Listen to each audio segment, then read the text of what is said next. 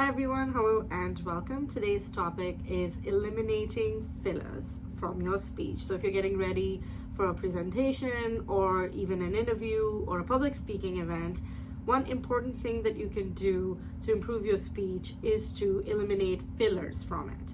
Now, fillers, what do I mean by fillers? Fillers are sounds and words that you use during your speech that don't actually add anything to the meaning that you're trying to convey. In actual fact, they distract from it. Some examples of fillers: when people use a lot of sounds in the middle of their words, in the middle of their sentences, like and oh, as they're trying to finish and complete their sentence, it'll be littered with all these ums and ahs and various other sounds, as many as you can imagine. Plus, fillers also take the form of words that do the same thing, which is add no meaning but distract from the articulation of your sentences, from how succinct or complete or short and accurate a sentence and your words are. Another example for those kind of fillers is like, all right. So people will be talking and they'll be like, and keeps repeating the words like, and then I was going down the street, like I knew where I was going, but like I was a little unsure, and like all of a sudden, like a car came out, and that's the example of using like, the word like, as a filler in your speech. In many instances, people are not really aware that they are using these filler words. You may just be saying it as part of your normal routine and not really noticing that you're doing it. Especially so with sounds like ums and ahs and ohs. Like, we tend to use that space when we're thinking about things, maybe about our next thought or our next set of words, and we fill it with these sounds. So if I really don't know what to say next, I may elongate the sound of a sentence and and then complete my sentence. Or if I didn't really, have any idea what, fillers are, I could just be littering away my sentences. And it is hard for people to follow, it distracts. And if you are on this journey to improve your communication, to be better at speech, I would say this is one of the first places you should start. And in some ways, it can surprisingly be one of the easiest to control and therefore improve the impact your speech has. And the reason I say that it is easier, because it is something many of us are not aware of. We just tend to do it and we never give it another thought. And becoming aware of it and realizing what those fillers are and that you have to, and working on it to remove them from your speech, I feel is 50% of the work done. So here's the first step that you need to take when you are trying to eliminate fillers from your speech.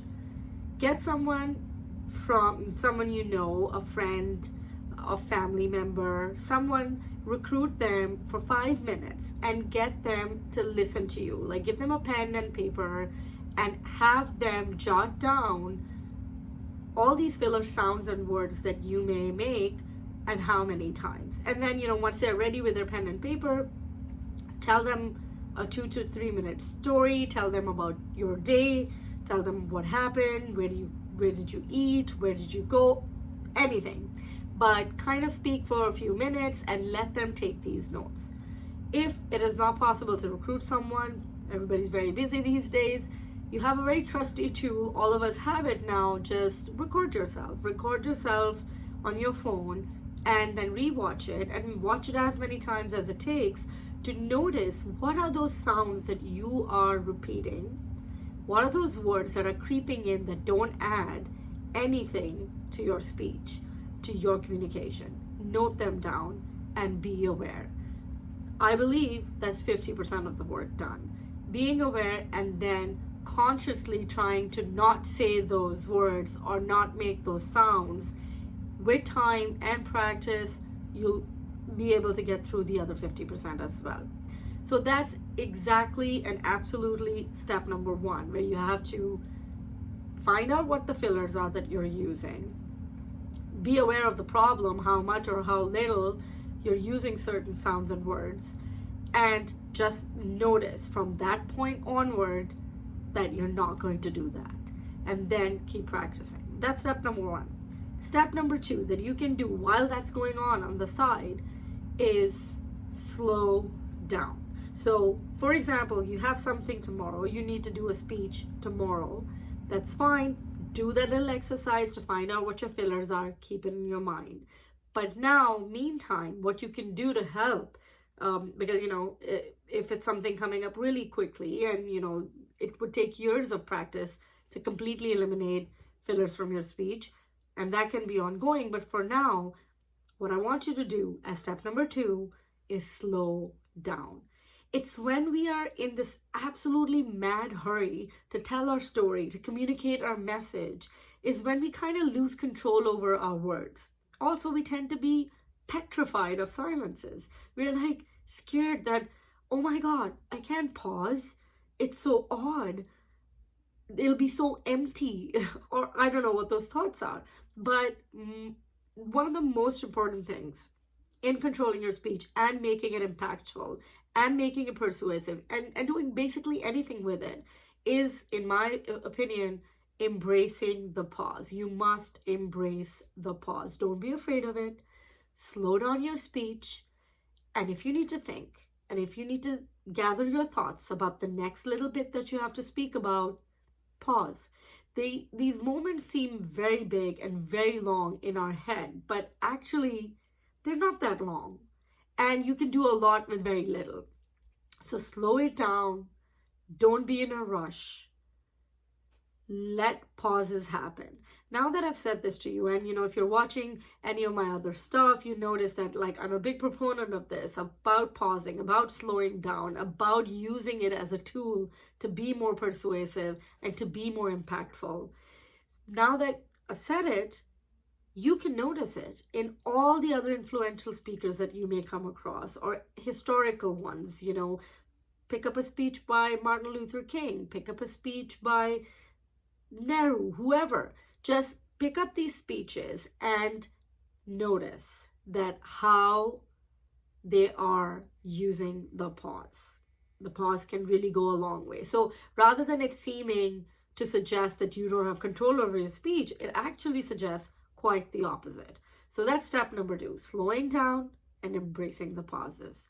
Let's move on to step three, which will be crucial in you overcoming this filler problem in your speech. And that's preparation and practice. Now, I always say, if you have to give a speech, if you have to make a public presentation, don't learn up all the words by heart. That's part of my, system of approaching speeches. So if you prepare, if you practice what it is that you want to speak about, what you want to say to this particular audience, you will be able to control your words more. You would have more flow. You would have more familiarity with the concepts that you're trying to communicate. And the natural urge to fill these spots and spaces with sounds and, stumble over your filler words will automatically lessen. So I would say, in terms of preparation, plan some visual cues for the amount of stuff that you have to go through, so that you can kind of look at this point 1, point 2, point 3, and then run through it many times, so that the way you want to explain each point, you're kind of familiar with the composition of those words, you're familiar with how to communicate it. And so on the day, you will rely on thinking about it and you'll sort of go into autopilot on the day. So, preparation and practice can go a long way in helping you eliminate fillers. So just to recap, if you want to eliminate fillers from your speech, number one, you've got to be aware of the problem.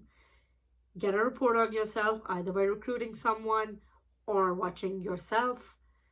Make a list of the fillers you're using and be aware, and try to do it from your daily speech to your practice speech, everywhere. You're never going to use those sounds and words again. Second, You're going to slow it down. You're going to slow down when you're trying to communicate important things, whether it's in a a serious setting, or if it's on a one-on-one setting. If it's an important message, it deserves that space and that time. And third, you are going to prepare and practice. That's it for this topic, and I'll have many more for you in this space.